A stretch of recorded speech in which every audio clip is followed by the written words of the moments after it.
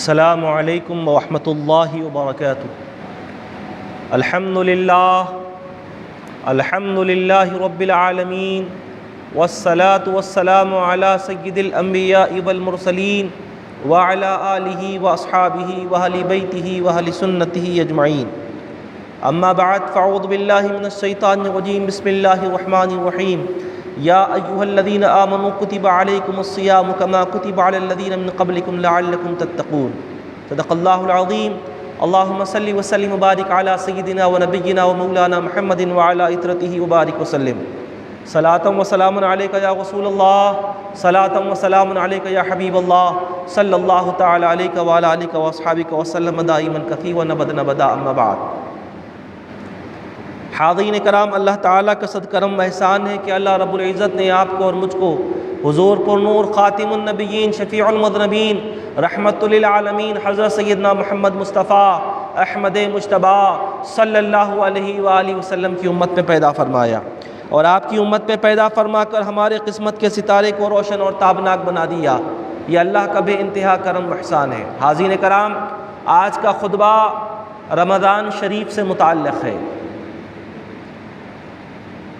رمضان رمز سے بنا ہے، جس کے معنی بھٹی کے بھی آتے ہیں، یعنی جس طرح اگر کوئی دھات کو بھٹی میں ڈال دیا جائے تو وہ اس کا میل کچیل صاف ہو کر وہ دھات بالکل صاف ہو جاتی ہے، اسی طرح بندہ خدا جب اس بھٹی میں داخل ہوتا ہے، رمضان شریف میں داخل ہوتا ہے، تو رمضان ختم ہونے پر وہ گویا ایسا ہو جاتا ہے کہ اس کی ساری کثافتیں، سارے گناہ، ساری معصیتیں مٹ جاتی ہیں۔ بس عقلمند شخص وہ ہے جو رمضان شریف کی آمد کے ساتھ ہی رمضان کا استقبال بھی کرے اور رمضان کی تیاری بھی کرے۔ رمضان میں کچھ معمولات بنا لے، عبادات کے، اذکار کے، اورات کے، نوافل کے، قضائے عمری کے، یہ سارے امور کو سجا لے۔ خطبہ مبارکہ میں جس آیت پاک کی تلاوت کا شرف حاصل کیا وہ سورہ بقرہ کی آیت پاک ہے، جو دوسرا پارہ 6ویں رکوع کا ختم ہونے پر پہلی آیت ہے۔ اللہ تعالیٰ مخاطب ہو کر ارشاد فرماتے ہیں، یا ایھا الذین آمنوا، اے ایمان والو، کتب علیکم الصیام، تم پر روزے فرض کر دیے گئے، کما کتب علی الذین من قبلکم، جیسا کہ تم سے پہلے والوں پر روزے فرض کیے گئے تھے، لعلکم تتقون، تاکہ تم متقی بن جاؤ۔ پہلے تو بات یہ بتائی گئی کہ روزہ فرض کیا گیا ہے۔ فرض کس کو کہتے ہیں؟ جو دلیل قطعی سے ثابت ہو، جو دلیل قطعی سے ثابت ہو وہ فرض ہے۔ تو قرآن مجید میں اللہ نے جب فرما دیا تم پر روزہ فرض ہے، تو کسی حال بھی اس روزے کو چھوڑا نہیں جا سکتا۔ ہاں انشاءاللہ ہم آگے پڑھیں گے، اگر کوئی مریض ہے یا مسافر ہے تو اس کے لیے چھوٹ ہے، یا کوئی بیمار ہے، پرماننٹ بیمار ہے، عارضی بیمار ہے، تو اس کی کیا صورتیں بنتی ہیں میں عرض کروں گا۔ لیکن فی الوقت یہاں پر اتنا ذہن نشین رکھ لیں کہ رمضان کے روزے فرض ہے۔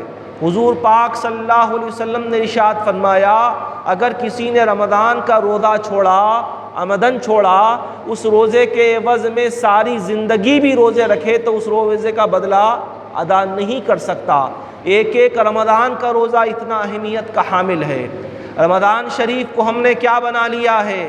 رمضان شاپنگ کا مہینہ ہم نے بنا لیا ہے، رمضان کھانے پینے کا مہینہ ہم نے بنا لیا ہے، جبکہ حدیث پاک میں آتا ہے اللہ تعالیٰ ایک نیکی کا بدلہ 70 سے لے کر 700 تک بڑھا دیتا ہے۔ ایک ایک نیکی کا بدلہ اتنا بدلہ ہوتا ہے۔ اور حدیث پاک میں آتا ہے جیسے ہی رمضان شریف کا چاند دکھتا ہے اللہ تعالیٰ سرکش اجنہ اور شیاطین کو قید فرما دیتے ہیں۔ اب سرکش اجنہ اور شیاطین سے مراد کون ہے؟ اب آپ کہیں گے کہ ہم دیکھتے ہیں کہ لوگوں کے آنگوں پر شیطان آتے ہیں، لوگوں کے آنگوں پر شیطان آتے ہیں، شکتیاں آتی ہیں، کیا پھر حدیث پاک غلط ہے؟ نعوذ باللہ، ایسا نہیں ہے۔ برادران اسلام، جو شیاطین اور اجنات بندوں کی عبادات میں خلل ڈالتے ہیں، نمازوں میں خلل ڈالتے ہیں، روزوں میں خلل ڈالتے ہیں، ان کو قید کر دیا جاتا ہے تاکہ اللہ کے بندے اللہ کی عبادت بخوبی ادا کر سکیں، اس لیے ان کو بند کر دیا جاتا ہے۔ اب ابھی تک 11 مہینے تک ہم یہ شکوہ کرتے رہے، نماز کیوں نہیں پڑھی، شیطان بھٹکایا، روزہ کیوں نہیں رکھا، شیطان بھٹکایا، ماں باپ کی نافرمانی کیوں کی، شیطان بھٹکایا۔ لیکن برادران اسلام، جب شیاطین قید کر لیے گئے ہیں رمضان شریف میں، اب کیا کہا جائے گا؟ اب کچھ نہیں کہنا پڑے گا، اب یہ کہنا پڑے گا کہ میرا نفس شیطان ہو چکا ہے، میرا نفس گمراہ ہو چکا ہے، میرا نفس ذلیل ہو چکا ہے، اب شیطان نہیں بھٹکا رہا ہے، میں خود اپنے آپ کو بھٹکا رہا ہوں، اور اس قدر بھٹکا رہا ہوں اللہ کا مخالف بنا رہا ہوں، اللہ کا مخالف بنا رہا ہوں۔ تو برادران اسلام، اس بات کو جان لیں کہ رمضان شریف میں اللہ تمام شیاطین کو اور جنات کو قید فرما دیتے ہیں۔ کس لیے؟ اپنے بندوں کی عبادت کے لیے، اپنے بندوں کی عبادت بہتر ہو، اپنے بندوں کی عبادت میں کوئی خلل نہ پڑے، اللہ تعالیٰ سارے شیاطین کو قید فرما لیتے ہیں۔ اور کب تک قید رہتے ہیں؟ پورا 1 مہینہ قید فرما دیتے ہیں، یعنی شوال کا چاند دکھنے تک قید ہو جاتے ہیں وہ لوگ، اور دوزخ کے دروازے بند کر دیے جاتے ہیں، جنت کے دروازے کھول دیے جاتے ہیں۔ اور معاملہ یہ ہوتا ہے کہ حدیث پاک میں آیا، نبی کریم صلی اللہ علیہ وسلم نے فرمایا جنت کے 8 دروازے ہیں، جس میں سے ایک دروازے کا نام ریان ہے۔ یہ دروازے سے وہ شخص داخل ہوگا جو روزہ رکھے گا، جو نبی کریم صلی اللہ علیہ وسلم کا امتی ہوگا۔ بہت بڑے بڑے لوگ گزرے ہیں سابقہ امتوں میں، ان کو اس دروازے سے داخل ہونے نہیں دیا جائے گا، وہ نبی کی امت پاک کے لیے رکھا گیا ہے، امت کے روزے داروں کے لیے رکھا گیا ہے۔ ساتھ ہی ساتھ آپ کو میں ایک روایت عرض کر دوں، نبی کریم صلی اللہ علیہ وسلم نے ارشاد فرمایا، نبی کریم صلی اللہ علیہ وسلم نے ارشاد فرمایا کہ ایک شخص ایسا ہوگا، مفہوم حدیث سنا رہا ہوں، جس کو جنت کے 8 دروازوں سے آواز دی جائے گی۔ صحابہ نے پوچھا یا رسول اللہ وہ کون ہے؟ فرمایا جو اللہ کی محبت میں ایک جوڑا خیرات کر دے، جو اللہ کی محبت میں ایک جوڑا خیرات کرے، اسے جنت کے ہر دروازے سے آواز دی جائے گی۔ اور حضرت صدیق اکبر کے متعلق فرمایا گیا، ان کی شان و عظمت دیکھیے، صدیق اکبر کی ذات وہ ہے جن کو جنت کے ہر دروازے سے آواز دی جائے گی۔ برادران اسلام، آخرت کا شوق پیدا کرو، آخرت کا شوق پیدا کرو۔ اللہ فرما رہا ہے قرآن میں، یا ایھا الذین آمنوا، مثالی طور پہ میں آپ سے مخاطب ہوں، میں آپ کے سامنے ہوں، میں آپ سے مخاطب ہوں۔ میں اگر اس بچے کو اٹھنے کے لیے کہوں گا تو یہی بچہ اٹھے گا، دوسرا نہیں اٹھے گا۔ جس سے میں مخاطب ہوں وہی حکم کی تعمیل کرے گا، جس سے میں مخاطب نہیں ہوں وہ حکم کی تعمیل نہیں کرے گا۔ اب اللہ تعالیٰ قرآن میں ایمان والوں سے مخاطب ہے، اللہ ایمان والوں سے کہہ رہا ہے روزہ رکھو۔ اب روزہ کون رکھے گا؟ جو ایمان والا ہوگا، بے ایمان سے تو کہیں نہیں، وہ تو بولے گا میں نہیں، مجھ سے نہیں کہا گیا۔ اگر کوئی روزہ نہیں رکھ کے اپنے آپ کو ایمان والا سوچ رہا ہے یا سمجھ رہا ہے تو اس کو اپنے ایمان کی فکر کرنی چاہیے۔ اب روزہ کس کو کہتے ہیں؟ طلوع صادق سے لے کر غروب آفتاب تک کھانے پینے سے رک جانے کا نام روزہ ہے۔ اب ہمارے یہاں روزے کیسے ہوتے ہیں کہ اگر اتفاقی طور پر ورلڈ کپ کا میچ آ جائے یا کوئی اور گیم آ جائے یا ویڈیو گیم ہو یا فون میں گیم ہو، روزہ رکھ لیا جاتا ہے۔ سحر کے بعد فجر کی نماز بھی ادا کر دی جاتی ہے، اس کے بعد سوتے ہیں، اٹھتے ہیں یا 1 بجے 2 بجے اٹھتے ہیں۔ اٹھنے کے بعد اب کیا کیا جاتا ہے؟ مرد حضرات جو گھر میں اچھی جن کی پوزیشن ہے مالی اعتبار سے، وہ ٹی وی کے سامنے بیٹھ جاتے ہیں یا تو پھر گیموں کو کھیل لیتے بیٹھ جاتے ہیں۔ عصر کے ظہر کا جب وقت قریب ختم ہونے آتا ہے، جب اٹھ کے ظہر کی نماز ادا کرتے ہیں، پھر اس کے بعد افطاری لا لیے، دہی بڑے لا لیے، حریص کہاں اچھی مل رہی لا لیے، لا کے افطار کی تیاری کر لیے۔ خواتین کا معمول کیا ہوتا؟ اٹھنے کے بعد اب افطار میں کیا پکانا ہے، پھر سحر کا معاملہ کیا ہے۔ برادران اسلام، رمضان کھانے پینے کا مہینہ نہیں ہے، آخرت کمانے کا مہینہ ہے، آخرت کمانے کا مہینہ ہے۔ اپنے دسترخوان پر تم جتنے فروٹ دیکھ رہے ہو، خدا کی عزت کی قسم، جو اللہ کی رضا کے لیے رمضان گزارے اس کے دسترخوان پر اتنے فروٹ ہوں گے جنت میں کہ وہ گن نہیں پائے گا۔ یہ دنیا کے فروٹ تو بہت کم ہیں، یہ دنیا کے فروٹ تو بہت کم ہیں۔ آپ نے کسی شخص کو اگر ایسے دیکھا ہوگا کہ گنے کی شربت کی بنڈی کے پاس گیا اور گنے کا شربت نکالنے کے بعد جو چھلکے ہیں وہ کھاتے بیٹھا ہوا ہے، کتنے مزے کے وہ، تو آپ یقیناً اس کے دماغ پر غور کریں گے کہ انہیں پاگل ہوں گا وہ، چاہے وہ ڈاکٹری کا لباس پہنا ہوا ہو، چاہے وہ کسی عالم کا لباس پہنا ہوا ہو، چاہے وہ کسی منتری کا لباس پہنا ہوا ہو، ہم یقینی طور پر اس پر ڈاؤٹ کریں گے کہ یہ دماغی طور پر معذور ہے، کیونکہ گنے کا شربت پیا جاتا ہے، اس کے چھلکے کھائے نہیں جاتے، وہ بگدا ہے، وہ تو گئے بھینسوں کا چارہ ہے، کیوں کھا رہا ہے؟ تو برادران اسلام، بلا تشبیہ و تمثیل کہنا چاہوں گا، جنت کے میووں کے سامنے گنے کے چھلکوں کی طرح دنیا کے میوے، ایک موٹی مثال سمجھا رہا ہوں، اس سے بھی بدتر ہیں، گرے ہوئے ہیں۔ آخرت کے میوے، جنت کے جو وہ میوے ہیں، قرآن مجید میں کیا فرمایا؟ جب اللہ تعالیٰ ایسی نعمتیں عطا فرمائے گا قیامت کے دن، کوئی زبان اس کا ذائقہ نہیں چکی ہوگی، کوئی آنکھ وہ نعمت نہیں دیکھی ہوگی، ایسی نعمتیں، ایسی نعمتیں۔ ایک فروٹ کے اندر سے کئی فروٹ نکلیں گے، ایک فروٹ کے اندر سے کئی فروٹ نکلیں گے، جنت کی نعمتیں۔ تو برادران اسلام، ہمارا وقت ضائع ہو جاتا ہے، افطاری کے لیے سحر کا انتظام کیا ہو، مگر ہمارے پاس عبادات کا شوق نہیں ہوتا۔ اور دیکھیے، یہ مہینہ ایک خاص بات یہ ہے، آزمائش کا بھی مہینہ ہے۔ جہاں آپ کی عبادات کا موقع ہے، وہیں دنیا بھی سجا دی گئی ہے، نئی سو میوے دکھتے، نئی سو کپڑے دکھتے، نئی سو چیزاں دکھتے، ڈسکاؤنٹ بھی ملتے، 1 پہ 2 فری، 1 شرٹ پہ 2 شرٹ فری۔ تو برادران اسلام، عقل مندی اسی میں ہے۔ میں یہ نہیں کہتا کہ آپ کپڑے مت خریدیے، ضرور خریدیں، عید کے دن نئے کپڑے ضرور پہنیں، مگر دنیا کا ایک جوڑا آپ نے خریدا ہے تو آخرت کا بھی ایک جوڑا بنا لیں، جنت میں آپ کو بڑھانا نہ پھرنا پڑے، جنتی لباس آپ کے پاس موجود ہو۔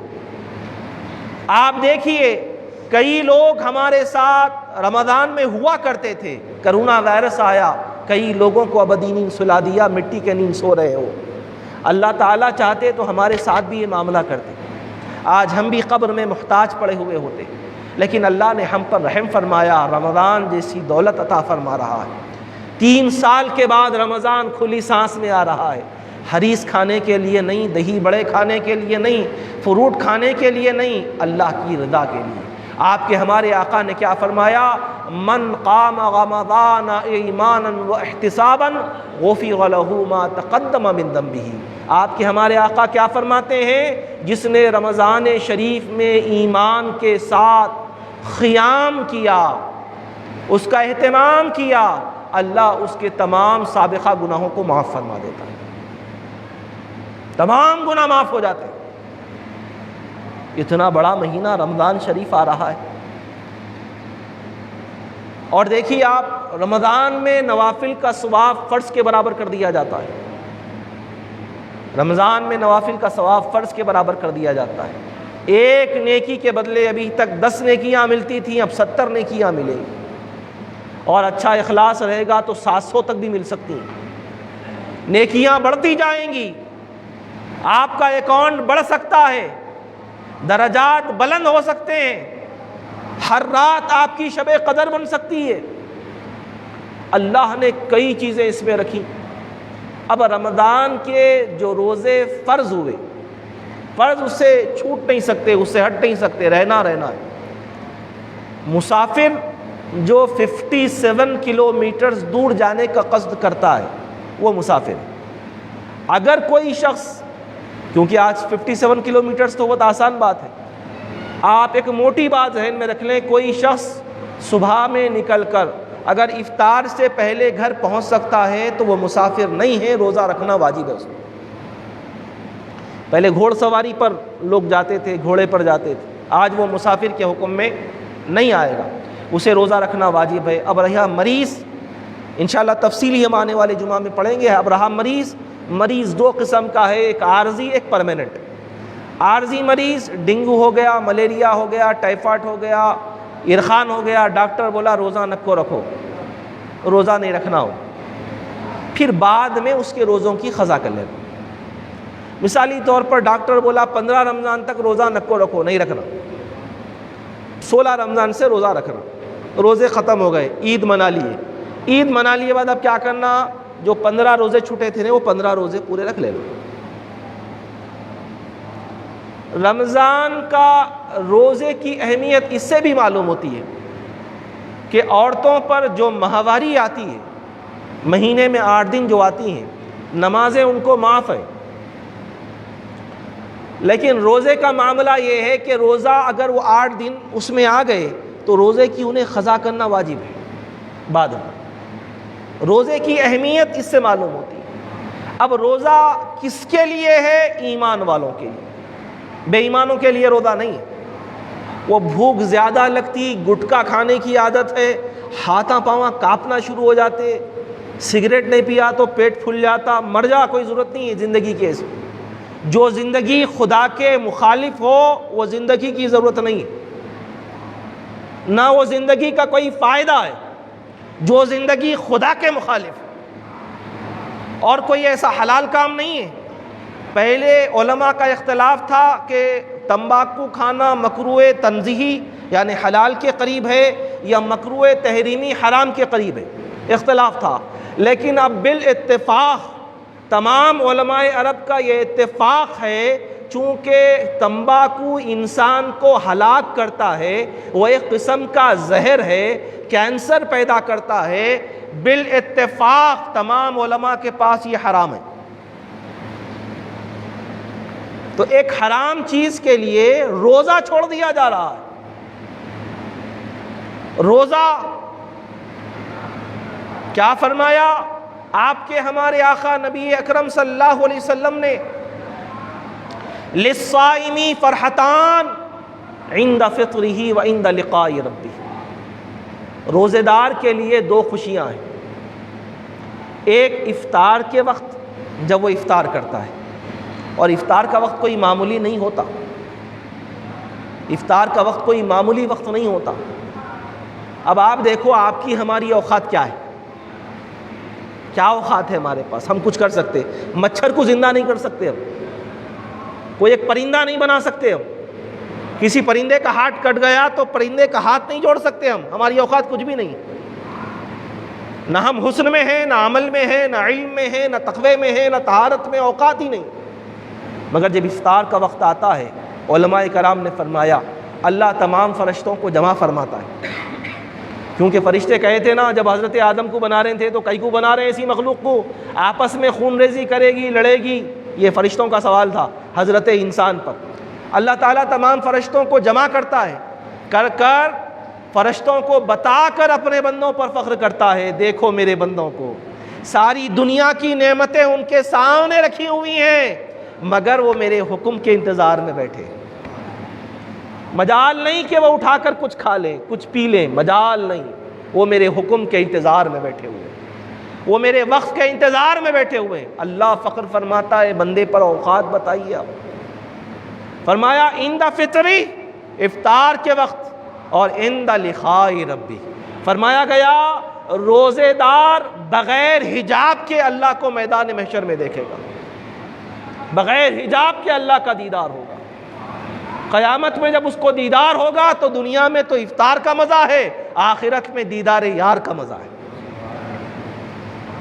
اللہ کا دیدار روزے دار کو عطا کیا جائے گا، جو پیٹ بھر کھانے کھا کر پھر رہے ہیں ان کو دیدار عطا ہونے والا نہیں ہے، لیکن جو اللہ کا دیدار کرنے والے لوگ ہیں وہ دنیا میں روزہ رکھتے ہیں۔ پھر فرمایا آپ کے ہمارے آقا نے روزے دار کی منہ کی بو اللہ کو مشک و عنبر سے بھی زیادہ عزیز ہے۔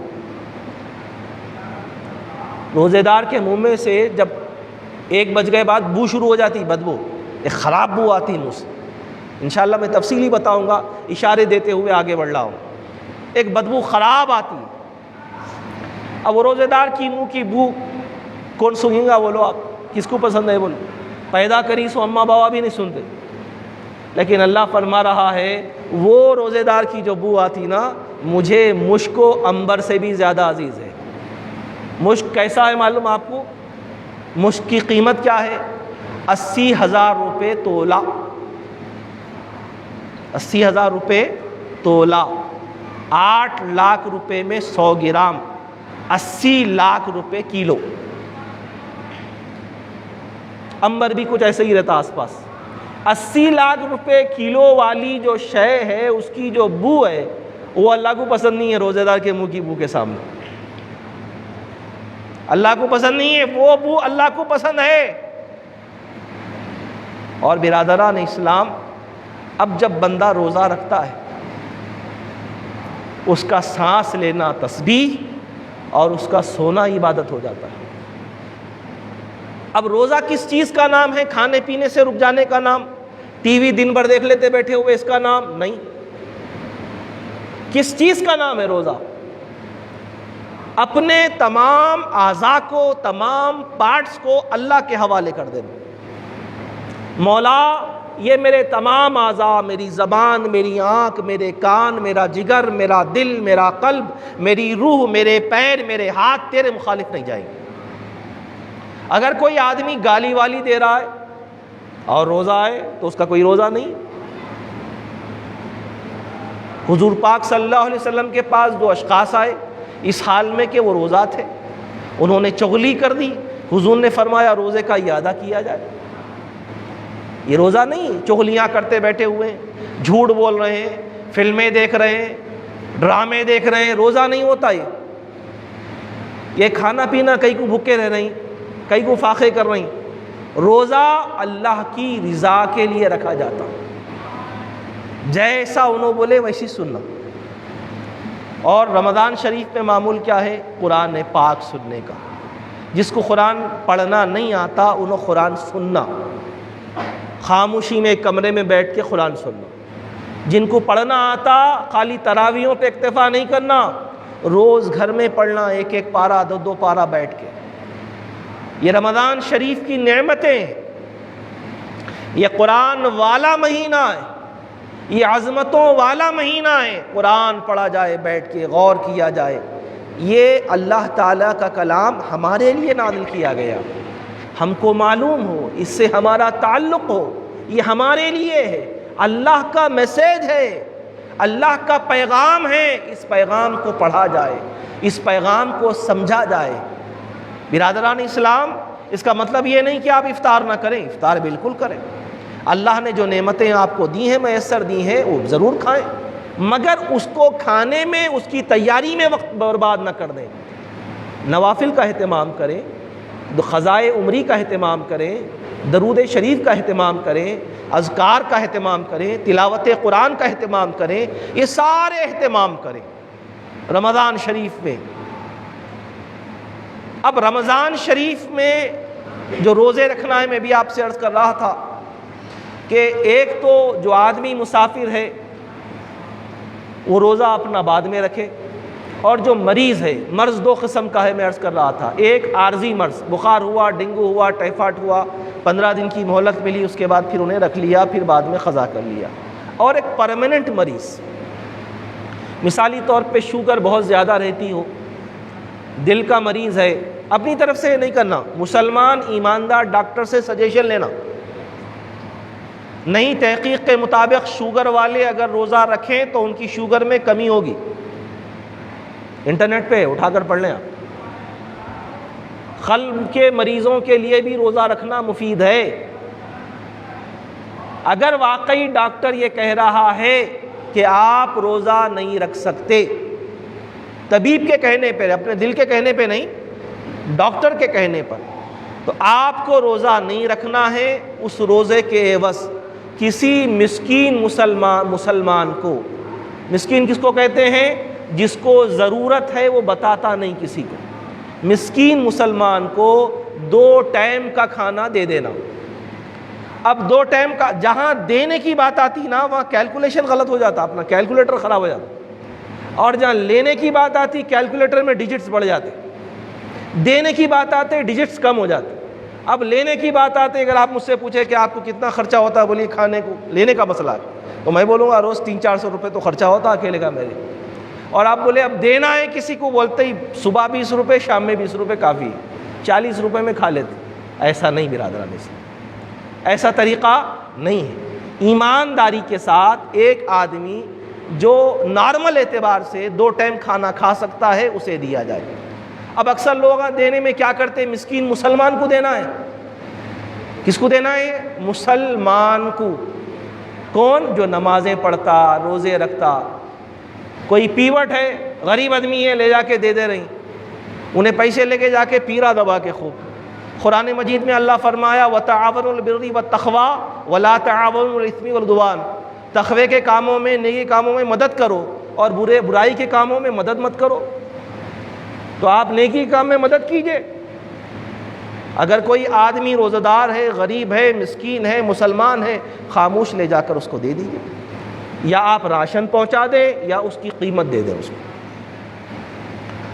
اب کوئی آدمی واقعی بہت مسکین ہے، اس کے گھر میں 5 جنے ہیں، آپ کے گھر میں 5 جنے روزہ نہیں رکھ سکتے، 5 جنوں کا اگر لے جا کر دیتے ہیں بالکل دے سکتے ہیں، جائز ہے، پوروں کا ادا ہو جائے گا۔ اس طریقے کا معاملہ ان کے لیے ہے جن کو ڈاکٹر نے کہا آپ روزہ نہیں رکھ سکتے، اور جو روزہ رکھ سکتے ہیں اگر وہ بہانے کر رہے ہیں، قیامت کے دن اللہ تعالیٰ کی انہیں سخت وعید ہوگی۔ اب آپ بولیں گے بھائی ہمارے پاس تو مدینے والے آقا ہیں، ہم تو بچ جائیں گے حشر کے دن۔ یہ حدیث بھی سن لیں آپ لوگ، جس کے ذہن میں یہ گمان ہے وہ حدیث یہ بھی سن لیں۔ نبی کریم صلی اللہ علیہ وآلہ وسلم منبر پر تشریف چڑھ رہے تھے، پہلی سیڑھی پر قدم رکھا، آپ نے فرمایا آمین، پھر دوسری سیڑھی پر قدم رکھا، فرمایا آمین، تیسری سیڑھی پر قدم رکھا، فرمایا آمین۔ صحابہ نے پوچھا یا رسول اللہ آپ نے 3 مرتبہ جو آمین فرمایا اس کی وجہ کیا تھی؟ حضور پاک صلی اللہ علیہ وسلم نے فرمایا جب میں نے پہلی سیڑھی پر قدم رکھا تو جبرائیل میرے بازو آ کے ٹھہر گئے۔ فرمایا جس نے مولا رمضان کو پایا اور اس کے روزے نہ رکھے وہ ہلاک ہو جائے شخص۔ دعا کون کر رہے ہیں؟ حضرت جبرائیل علیہ السلام۔ اور آمین کون بول رہے ہیں؟ سید الانبیاء۔ ملائکہ کا سردار دعا کر رہا ہے اور انبیاء کا سردار آمین بول رہا ہے۔ تو جیسے ہی پہلی سیڑھی پر قدم رکھا، حضرت جبرائیل نے کہا ہلاک ہو جائے وہ شخص جس نے رمضان کو پایا اور اس کے روزے نہ رکھے، حضور نے فرمایا آمین۔ پھر دوسری سیڑھی پر قدم رکھا، فرمایا ہلاک ہو جائے وہ شخص جس نے ماں باپ کو پایا اور ان کی خدمت نہ کی، حضرت حضور نے فرمایا آمین۔ اور تیسری سیڑھی پر جب قدم رکھا تو فرمایا ہلاک ہو جائے وہ شخص جو محمد رسول اللہ صلی اللہ علیہ وسلم کا نام نامی سنے اور درود نہ پڑھے۔ میں نے فرمایا آمین۔ برادران اسلام، جو روزے دار نہیں ہیں وہ حضرت جبرائیل سید الملائکہ اور سید المرسلین کی بد دعا میں، اسے شفاعت کا تو تصور کرنا ہی نہیں چاہیے۔ تو برادران اسلام، جو افراد طاقت رکھتے ہیں، جن کے پاس طاقت موجود ہے، وہ روزہ رکھیں بالکل۔ ہاں کوئی مسلمان بالکل ہزیل ہے، چل نہیں سکتا، گر جاتا ہے، ڈاکٹر نے منع کیا ہے، جب وہ صحت پائے گا تو روزہ رکھے گا۔ اب جو پرماننٹ طور پہ روزہ نہیں رکھ سکتا اور ڈاکٹر نے کہہ دیا مجبور ہے، تو اسے چاہیے کہ وہ صدقہ دے دے۔ بعض لوگ بیانات سن کے جذبات میں آ جاتے، بولے مر گئے تو مر گئے، روزہ رکھیں گے، اب ڈاکٹر بولا تو بولا، ایسی کی تیسی۔ تو اس کے متعلق فقہائے کرام نے لکھا ڈاکٹر کے کہنے کے بعد اگر کوئی شخص روزہ رکھتا ہے، اس کی طاقت نہیں تھی، اگر وہ مر جائے تو فقہا نے لکھا وہ جاہلیت کی موت مرا، وہ موت رشک کے قابل نہیں ہے، دعا کے قابل بھی نہیں۔ کس کی کیسی موت مرا؟ ہو جاہلیت کی موت مرا، کیونکہ اگر زندہ رہتا تو نماز، زکوٰۃ، حج، قربانی، یہ تمام فرائض ادا کر سکتا تھا۔ اگر ایسی کوئی بات ہے تو ہم کو بیلنس کے ساتھ اسلام پر عمل کرنا ہے، رمضان کے روزے رکھنا ہے، اپنے روزوں کو بھی بچانا ہے۔ بعض لوگوں کو میں نے دیکھا کہ اب ہو گیا یہ معاملہ کہ کوئی بھی اگر شملہ بن لے تو عالم، بڑی داڑھی چھوڑے اور بڑا عالم، اور جبہ پہن لے تو اس سے بڑا عالم، مفتی ہو جاتا ہو۔ یہ ایک مسئلہ ہے۔ اکثر لوگ میرے پاس بھی آتے ہیں، میرے بڑے بھائی برادر بزرگوار کے پاس بھی آتے ہیں، ایسی پریشانیاں ہم لوگ جھیلتے رہتے ہیں، لوگ آتے ہیں نئے نئے مسائل سناتے رہتے ہیں۔ تو اب مثالی طور پہ کوئی ایک بڑا آدمی بن کے بیٹھ جاتا، پوچھتے اس سے روزے کا سحر کا ٹائم باقی 5 منٹ، چلو میں بولوں۔